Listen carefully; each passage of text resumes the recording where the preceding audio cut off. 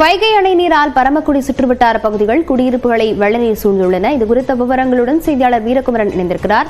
வீரகுமரன், வெள்ளநீர் சூழ்ந்திருப்பதால மக்கள் என்ன இன்னல்களை சந்தித்து வராங்க? அதாவது ராமநாதபுரம் மாவட்ட விவசாய பாசனத்திற்காக கடந்த 2 தினங்களுக்கு முன்பு 1672 கன அடி தண்ணீர் வைகை அணையிலிருந்து திறந்து விடப்பட்டது. இந்த தண்ணீரானது பாட்டைக்கொண்டூர் மதகணையில் இருந்து வலது கால்வாய் மூலம் ராமநாதபுரம் மாவட்டத்திற்கு விவசாய பாசனத்திற்காக 200 கன அடி தண்ணீர் திறந்து விடப்பட்ட நிலையில் பரமக்குடியில் இருந்து காட்டு பரமக்குடி, பாம்பு விழுந்தான், அண்டக்குடி, வேந்தோலி போன்ற கிராமங்களில் விவசாய பாசனத்திற்காக செல்கிறது இந்த தண்ணீர். இந்த நிலையில் இந்த தண்ணீர் பொதுப்பணித்துறையினர் அலட்சியத்தால் முறையாக தூர்வாரப்படாத கண்மாயினால் குடியிருப்பு பகுதிகளுக்கு தண்ணீர் நிரம்பியுள்ளது.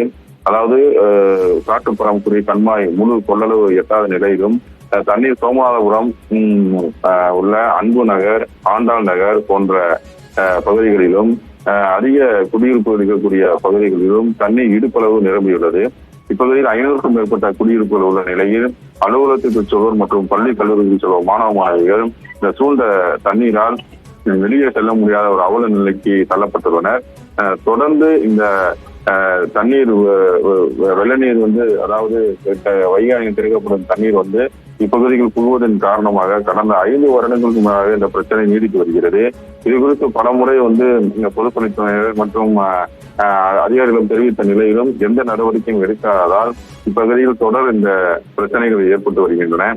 இந்த தொடர் தண்ணீர் வீடுகள் புகுவதன் காரணமாக அப்பகுதி விஷ ஜந்துக்கள் மற்றும் நோய்கள் பரவுவதற்கான அபாயம் நீடித்து வருகிறது.